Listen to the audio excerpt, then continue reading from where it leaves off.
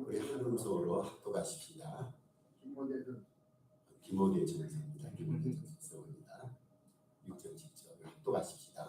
우리가 세상에 아무것도 가지고 온 것이 없으며 또한 아무것도 가지고 오지 못하리니 우리가 먹을 것과 입을 것이 있은즉 족한 줄로 알 것이니라. 구하게 하려는 자들과 시험과 올무와 여러 가지 어리석고 해로운 욕심에 떨어지나니 곧 사랑으로 파멸과 멸망에 빠지지 않는 것이라. 돈을 사랑하니 일만하게 불가 되나니 이것을 탐하는 자들은 미혹을 받아 믿음에서 떠나 마음 근심으로써 자기를 찔렀도다. 아멘.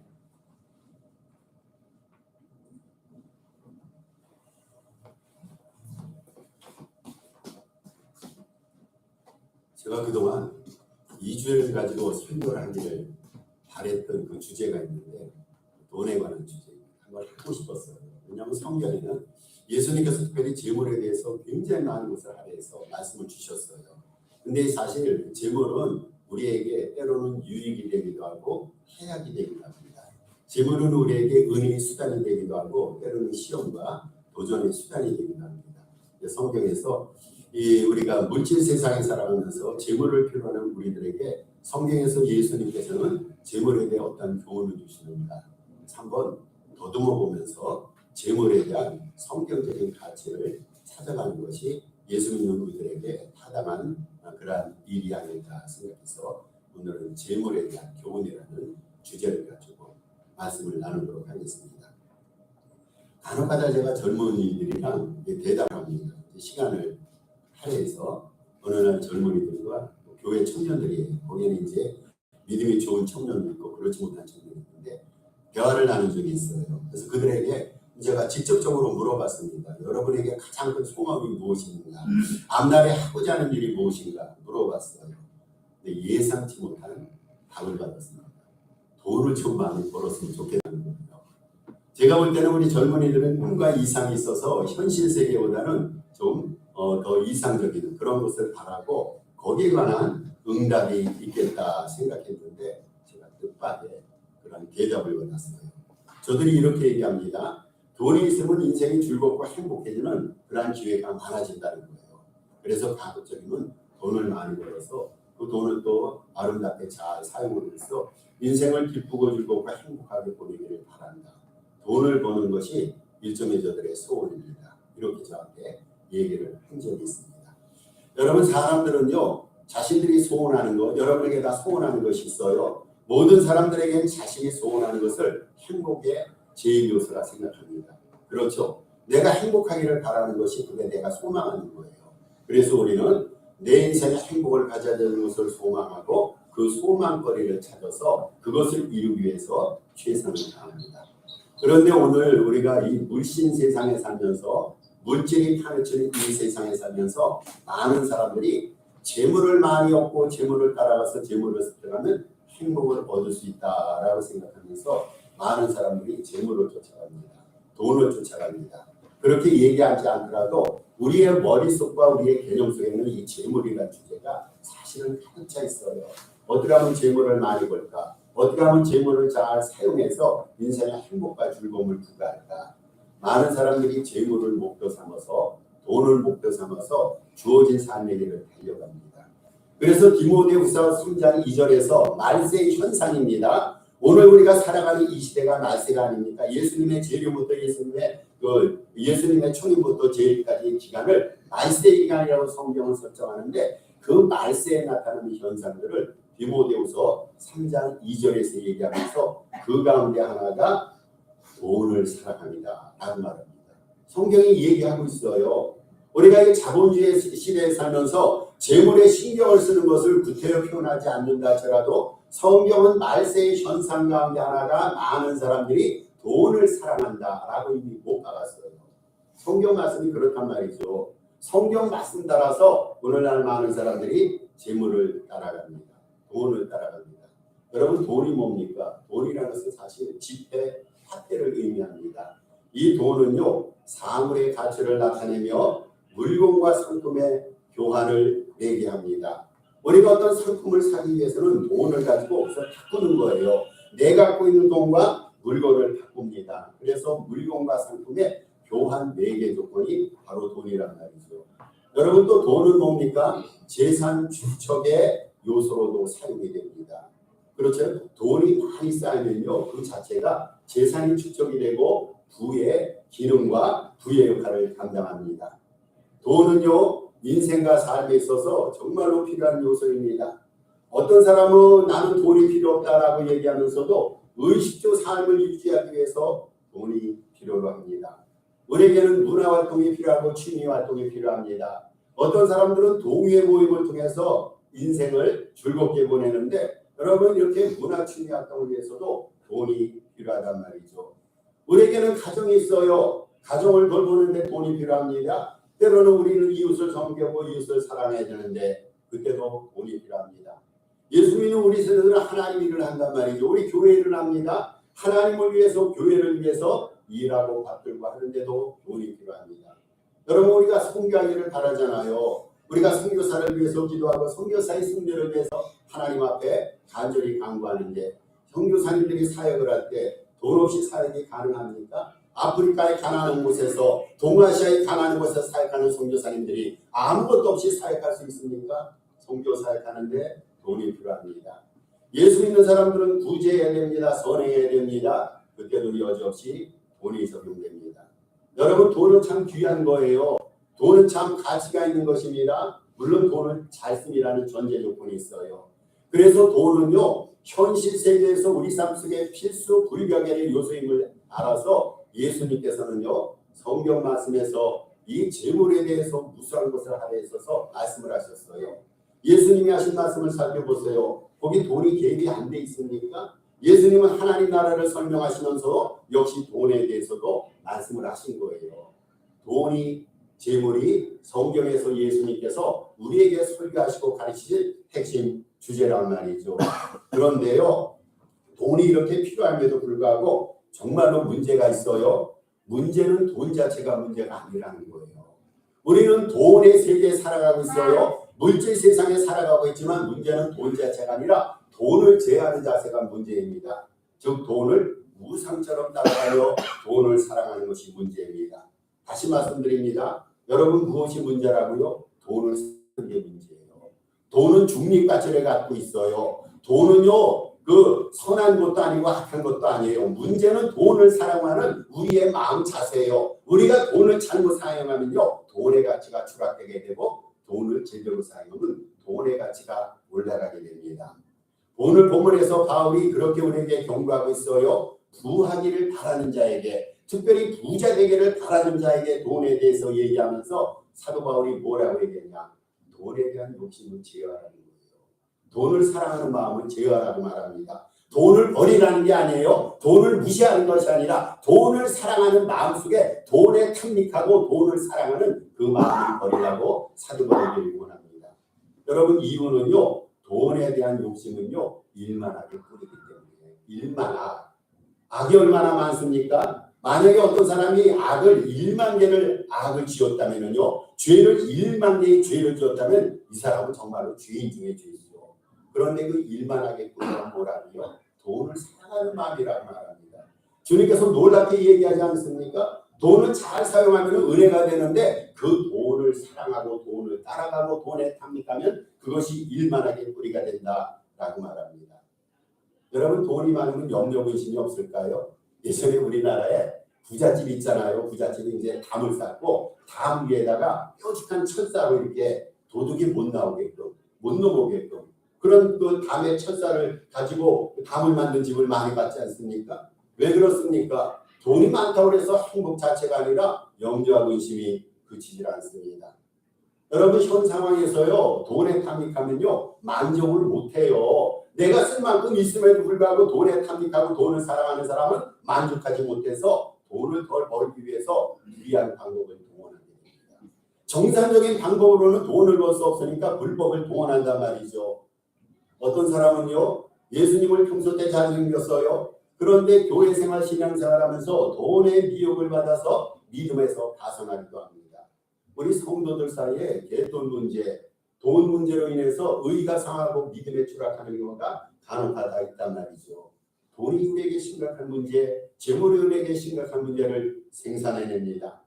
예수님께서는 누가복음 12장 누구의 비유가 나옵니까? 어리석은 부자의 비유가 나옵니다. 어리석다고 해서요. 이 사람이 돈을 벌어서 부자가 됐는데 주님께서는 이 사람을 뭐라고 판단하시냐면 어리석다라고 판단하십니다. 여러분 물론 모든 부자가 어리석다는 게 아니에요. 모든 부자가 어리석다는 것이 아니라 왜 주님께서는 누가복음 12장의 부자를 가르쳐서 어리석은 사람이라고 그랬냐? 이 사람은요. 재물의 위험을 알면서도 부에 지극히 탐닉했음에 문제가 있었어요. 재물에 탐닉한다고 해서 그 재물에 대한 부에 대한 사랑과 탐닉의 마음을 가지고 천당가지 못함을 주님께서는 누가복음 12장 어리석은 부자의 비를 통해서 우리에게 알려주셨어요. 그러면 구체적으로요. 돈에 대한 성경적인 가르침. 예수님께서는 돈에 대해서 뭐라고 가르치시는가? 오늘은 사도 바울이 얘기합니다. 바울은 재물과 돈에 대해서 우리에게 어떻게 가르치는가를 한번 살펴보도록 하십시다. 첫째로 돈은요. 수단일 뿐 그 자체로 목적이 아닙니다.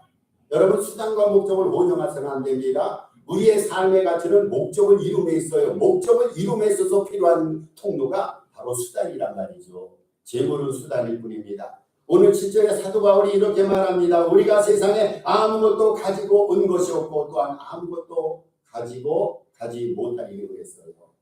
여러분 애초부터 이 말씀은요. 돈은 우리 게 아니라는 거예요. 이 세상에 태어나면서 주먹에 손에 돈을 쥐고 태어나는 사람이 있습니까? 세상을 떠나면서 수없이 많은 재물을 가지고 하늘나라 가든지 혹은 지옥을 가든지 그렇습니까? 6월에 잔뜩 돈을 실어가고 하늘나라 갈 수가 있습니까? 애초부터요. 돈은 우리 게 아니에요. 애초부터 돈은요. 수단일 뿐입니다. 처음에도 돈은 수단일 뿐이고 나중에도 수단일 뿐입니다. 여러분 수단만으로는 행복해질 수가 없는 거예요. 아무리 수단이 좋다고 해도 수단은 수단인데 그 수단을 가지고 행복과 은혜로운 삶을 살아갈 수 있습니까? 여러분 돈이 수단인데 돈으로 우리가 은혜를 구입할 수 있어요? 돈으로 우리가 평안을 구입할 수가 있고 구원받을 수 있고 은사와 재능을 구입할 수가 있을까요? 돈으로 인해서 우리가 다른 사람으로부터 인격의 고명함을 얻을 수 있을까요? 수단을 갖고는요. 정령 가치 있는 것을 얻을 수가 없습니다. 예전에 한 부자 노인이 있었어요. 이 부자 노인이 젊어서부터 정말로 열심히 일해서 많은 돈을 벌었습니다. 많은 돈을 벌었어요. 이 노인에게는 장성한 아들들이 있는데 유산 한 푼 물려주지 않았어요. 너희들이 알아서 돈 벌다 하면서 자기도 어렵게 자수성가해서 부자가 되기 때문에 이 사람은 돈의 신체한테 자녀들에게도 유산을 물려주지 않습니다. 혼자 사는 거예요. 그리고 자기의 모든 재물을 모든 돈을 은행에 예치했습니다. 은행에 이제 저금을 했습니다. 그리고요 정작 자신은 아주 쥐꼬리만한 금액을 가지고 하루 일과를 살아가는 거예요. 모든 돈을 은행에 다 예치해놓고 일용한 삶을 살아가는데 필요한 금액만을 가지고 가난하게 살아갑니다. 그런데 이 노인에게요 한 가지 행복이 있어요. 지극히 큰 행복이 있고 중요한 일이 있는데 그것은 아침마다 은행에 찾아가서 자기의 통장에 예치된 금액을 살펴보는 겁니다. 물론 지금은요 우리가 온라인 뱅킹을 통해서 자기의 저축의 통계를 알 수가 있죠. 뭐 컴퓨터에 다 나오지 않습니까? 스마트폰으로도 조회할 수가 있는데 예전에는 그게 없기 때문에 은행에 직접 가야 됐어요. 그래서 이 노인은요 매일 아침마다 조금씩 소량의 저축금을 가지고 은행에 가고 자기의 통장을 살펴보는 거예요. 자기의 통장에 집계하는 수십억 대의 재산을 보면서요 흐뭇하곤 했습니다. 그리고 혼자서 이런 말을 합니다. 야 고맙다. 밤새도록 내 돈이 잘 있었구나. 이게 얼마냐. 이 노인의 기쁨의 대상과 이 노인의 흐뭇함의 대상은 큰 힘의 대상은 오직 돈이었어요. 통장에 적혀 있어서 조금씩 늘어나는 그 액수를 바라보면서 얼마나 행복하고 얼마나 기뻤는지 모릅니다. 여러분 그런데 한번 물어보십시다. 이 노인이 돈을 안 썼단 말이에요. 안 쓰는 돈으로 은행에 예치된 그 돈으로 과연 이 노인이 무엇을 할 수가 있을까요? 은행에 돈이 예치됐다고 해서 그 예치된 것으로 무엇을 얻을 수 있을까요? 여러분 한번 생각해 보세요. 이 사람은 부자입니다만 가난하게 살고 재물에 대한 욕심 까닭에 은행에 돈을 많이 예치했지만 그 돈을 한 푼도 쓰지 못했어요. 노인은 일생 돈만을 바라보다가 종래는요 가난한 자를 죽었어요. 여러분 이게 재물이 아닙니까? 이게 돈이 아닙니까? 돈은 수단입니다. 수단. 두 번째로 성경에 가르침이 있어요. 돈은 필요한 만큼만 소유해야 됩니다. 이거 참 힘들어요. 정말로 필요함의 기준이 뭔가? 우리가 기준에 대해서 성경적인 그 판단과 기준에 흐릴 때가 있어요. 그런데 분명히 성경은 우리에게 필요한 만큼 가지라고 얘기합니다. 오늘 8절 말씀에서 사도 바울이 이렇게 우리에게 교훈합니다. 우리가 먹을 것과 입을 것이 있은즉 족한 줄로 알지니라. 여러분 어느 정도로 족한 줄 알라고요? 입을 것과 먹을 것 있으면요 족한 줄 알라는 거예요. 자, 물어보십시다. 돈이 많다고 해서 하루 5끼 먹을 수 있을까요? 여러분 돈이 많다고 해서 음식도 남보다 더 많이 먹고 돈이 많다고 해서 내 소망과 꿈이 행복 가운데 더 아름답게 이루어질 수 있을까요? 아니에요. 우리는 살아가면서요 모든 것이 분량이 정해진 분량이 있어요. 먹는 것도 분량이 정해져 있고 하는 일에도 분량이 정해져 있어요. 생각에도 분량이 정해져 있는 거예요. 하고 싶은 일이 많이 있지만 우리가 다 할 수 있어요. 먹고 싶은 음식이 다 많지만 우리 위가 그것을 소화하지 못한단 말이죠. 여러분 우리에게 정말로 아름답고 좋은 인생이 있다면 필요 이상의 것을 걷어낼 줄 알아야 돼요. 내려놓을 줄 알아야지 그 인생이 가볍고 고무도당당한 인생이 아닙니까? 아무리 좋은 것이라도요 필요 이상을 소유하면요 그것이 탐욕이고 그것이 욕심이 되고 합니다.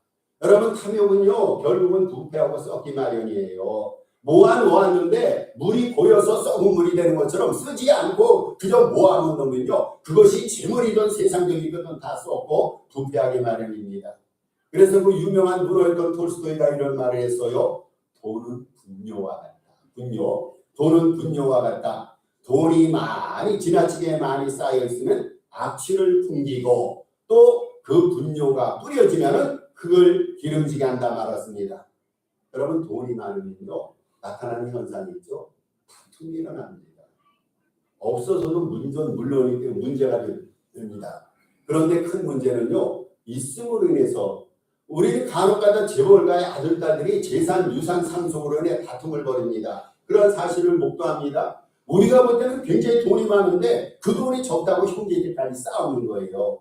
여러분 돈이 많고 재물이 많으면요 다툼과 그리고 갈등이 일어나게 되어 있습니다. 돈뿐입니까? 우리의 인생에서 필요 이상의 것들이 많으면요 그것이 인생의 문제를 야기시킵니다. 어떤 사람은 말을 많이 해요. 그런데 필요 이상의 말을 많이 하다 보면요 여러분 꼭 사과하다 가세요 합니다. 말도 적당히 해야 됩니다. 어떤 사람은 행동 반경이 큰 사람이 있어요. 행동 반경이 큰 사람은요 필요 이상이 큰 사람은요 그 진위가 왜곡됩니다. 성경이 우리에게 이렇게 말합니다. 생각할 이상의 생각을 하지 말라고 그랬어요. 근데 어떤 사람은 생각을 너무너무 많이 하는 거예요. 아무것도 아닌데 생각을 너무 많이 하다 보니까 그 생각이 망상이 되고 그 생각이 공상이 되더란 말이죠. 여러분 정도 이상의 것을 갖고 있으면요 인생이 피곤해져요. 그래서 성경은 우리에게 말합니다. 정도 이상의 것을 가지지 말라. 현재 있는 상황에 만족하라고 말합니다. 여러분 우리가 뭔가 부족하다고 생각할 때가 있어요. 남은 많이 있고 크고 남이 갖고 있는 것은 아름다워 보이는데 내 것이 적어 보일 때가 있어요. 그런데 주님께서 말씀하시기를 네가 갖고 있는 것이 적다는 것이에요. 그렇게 말씀하십니다. 우리가 현재 갖고 있는 것은요 남과 비교하면 부족해 보이고 적어 보인다 할지라도 그것이 하나님께서 적당하다고 판정 내리셔서 우리에게 주신 것입니다. 그래서 히브리서 13장 5절에서 히브리 저자가 이렇게 말합니다. 돈을 사랑치 말고 있는 바를 족한 줄로 하라. 두 가지 명령을 내리고 있어요. 돈을 사랑하지 말라는 거예요. 여러분 우리에게 사랑의 대상이 하나님 아닙니까? 우리에게 사랑의 대상이 이웃이 아닙니까? 우리 교우들과 가족 식구들이 사랑의 대상이 아닙니까? 그런데 왜 사랑의 대상이 따로 있는데 돈을 왜 물질을 왜 사랑하냐고 해요. 우리에게는 인생의 목표가 있는데 목표 대상이 있는데 왜 수단을 사랑하냐 그거예요. 또 한 가지 말씀은요. 있는 줄로 족한 줄 알라는 겁니다. 부족함이 없다는 거예요. 여러분 사실 모자랍니까 우리 뭔가 부족해서 정말로 우리가 가난한 인생을 지금 살아가고 있습니까? 아니잖아요. 하루 세끼 밥 먹고 있어요. 의복 아름다운 깨끗한 의복 입고 있습니다. 하나님 앞에 찾아나서 풍성한 영혼으로 예배드리고 있어요. 저를 위해서 여러분 가운데 부족한 사람이 누가 있습니까? 하나님께서 당신의 아들이고 하나님의 백성인데 우리를 가난하게 부족하게 그렇게 놔두시겠어요? 아니란 말이죠. 우리 입는 거 족한 줄로 알고 정말 하나님 앞에 감사를 드려야 돼요.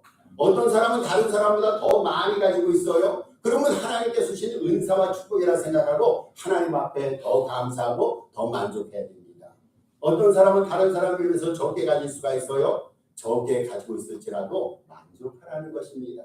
왜냐하면 그 사람에게는 그 양과 정량이 만족할 만한 그러한 정량이기 때문에 현재 우리가 갖고 있는 것은요, 하나님께서 우리에게 주신 가장 필요한 적장량임을 알고 만족의 삶을 살아가는 저와 여러분이 되셔야 됩니다. 세 번째입니다. 돈은요, 선영해야 됩니다. 돈은 선영해야 됩니다. 열심히 일해서 돈을 벌고 재물을 버는 거 우리 그렇게 해야 됩니다. 교회를 열심으로 사역하고 봉사하면서 교회의 규모와 사이가 커지게 하는 거, 이거 우리의 숙제고 우리의 사명입니다. 여러분, 아름답게 돈을 벌어서 재물을 늘려가서 부자 되는 거 옳은 일이고 바른 일이에요. 성경에 보면은요, 부자를 거부하지 않아요. 어떤 사람은 청빈이라고 해서 가난한 사람만 하나님의 뜻에 합당한 사람이라고 말하는데 아니죠. 청빈이 있고요, 청부가 있어요. 깨끗한 부도 있습니다. 성경에 보면 부자들이 많이 있는데 이 사람들이 예수님 잘 믿었어요. 아브라함도 부자였어요. 이삭도 부자였고 야곱도 부자였습니다. 여러분, 신약으로 넘어가면요, 아리마대 요셉이라는 사람이 있는데 부자였어요. 이 사람이 자기의 돌부름을 예수님한테 대여하지 않았습니까? 또 루디아라는 여성이 있어요. 자주장사입니다. 이 자주장사로서 비즈니스란 비즈니스 워먼입니다. 부자였어요. 루디아가 나중에 바울과 찰떡궁합을 이뤄서 빌립보 교회 창립 여성이 되지 않았습니까? 부자란 말이죠. 로마서에 보면요, 베베란 여인이 등장합니다. 자기 집을 교회당으로 헌납해서 자기 집에서 교회당을 꾸며서 하나님 앞에 예배를 정도로 재력이 있었어요. 청부도 많이 있어요. 부자도 하나님의 뜻 가운데 살아갔던 축복받은 부자들도 많이 있습니다. 적당한 부, 아름답고 적당한 방법으로 재물을 취득하는 건 하나님의 축복이고 은혜입니다. 그런데 그거보다 더 중요한 것이 있어요. 재물을 번 후에는요, 재물을 선용해야 돼요. 버는 것만이 능사가 아니죠. 아까 제가 말씀드렸잖아요. 부자가 열심으로 일을 했어요. 그런데 재물을 선용하지 않아서 결국에는 가난하게 살다가 가난하게 죽었단 말이죠. 재물은요, 열심히 벌고 열심히 저축하고 그리고 잘 사용해야 됩니다. 그래서 요한에스더가 그런 말을 했어요. 열심히 벌고 열심히 저축하라. 그리고 열심히 주어라. 우리나라 속담에도 그런 말이 있어요. 돈을 벌 때 개처럼 벌어서 모처럼 쓰라고요. 정승처럼 쓰라는 거예요.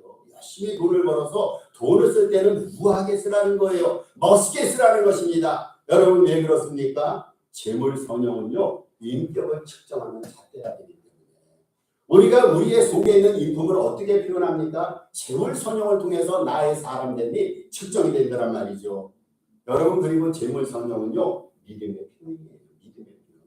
그 사람이 재물을 사용하고 있는 모습을 보면 그 사람의 믿음을 알게 됩니다.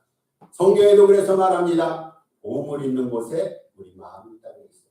여러분, 보물 있는 곳에 어떤 사람이 정말로 고가의 보물을 집에다 놓고 예배를 드리러 왔어요. 근데 생각나는 거예요. 혹시 이 보물을 누가 훔쳐가지 않을까? 나 없는 동안에 어떤 도난이 당하지 않을까? 왜 그렇습니까? 보물 있는 곳에 우리의 마음이기 때문에. 예수님이 그것을 아세요.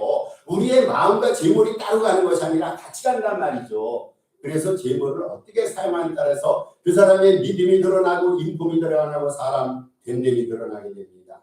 그런데 성경은요, 재물의 올바른 사용에 대해서 여러 곳에서 우리에게 교훈을 줍니다. 여러분, 재물의 올바른 사용 가운데 하나님께 11조를 드리는 거. 제가 헌금강조에서 여러분에게 얘기는 안 해요. 잘 하시리라 믿어요. 그런데 하나님의 11조를 드리셔야 됩니다. 어떤 사람은 11조는 구약시대의 율법이라고 그러는데 아니에요. 신약시대의 법입니다. 성경의 법입니다. 하나님께서 예수님 재림 오시는 그날까지 11조를 드려야 됩니다. 주님의 일을 위해서 교회에 헌금하는 거, 이거 아름다운 재물 선용이 아닙니까? 여러분, 우리의 가족들이 있어요. 가족들의 건강과 행복과 즐거움을 위해서 돈을 사용하는 것, 이게 재물의 아름다운 선용이란 말이죠. 선교하고 돕고 구제하는 것이 재물 선용입니다. 그리고 선한 사고를 하여 모두를 유익하게 하는데 사용되는 것이 재물 선용입니다. 여러분, 이런 재물 선용은요, 장래 자신을 위해서 보호를 하나님나라에 쌓아두는 방편입니다. 우리가 재물 선용을 다 하면요, 그게 그냥 허비되는 게 아니라 거룩한 낭비예요. 거룩한 낭비는요, 하나님 나라의 보화로 쌓여집니다. 우리가 장차 하늘나라에 갈 거란 말이죠. 그때 하늘나라에 가면요, 우리가 지상에서 주님을 섬겼을 때, 재물을 가지고 섬기고 마음을 가지고 섬겼을 때 그 아름다운 열매들이 하나님 나라의 아름다운 박스에 보물로 쌓여 있는 거예요.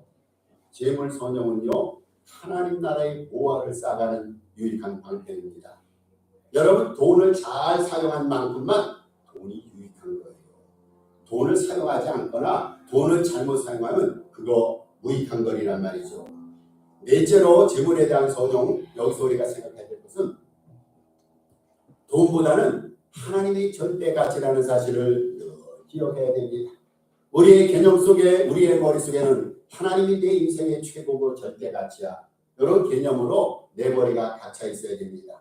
디모데후서 6장 17절에서 사도 바울이 이렇게 말합니다. 정함이 없는 재물이 아닌 하나님께 소망을 두라고 그랬어요. 재물을 사랑하지 말라는 거예요. 재물에 소망을 두지 말고 하나님께 소망을 두라고 말합니다. 여러분, 모든 사람에게 있어서 절대 목적이 있다면 하나님입니다. 하나님이 우리의 목적이 됩니다. 그분의 영광을 드러내는 것이 신앙생활의 목적이 돼요.